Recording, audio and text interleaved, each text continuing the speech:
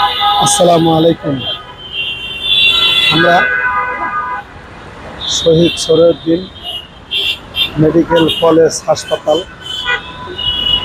এর সামনের সিনারি দেখেন। এটা হলো ঢাকার ভিতরে, এটা হলো হাসপাতালের গেট। এটা হলো হাসপাতালের, এটি হলো মেডিকেল কিনা এখানে আছে দেখেন। এটা হলো আপনার নবীনগর থেকে সাভার থেকে যে রুটটা আসছে, এটা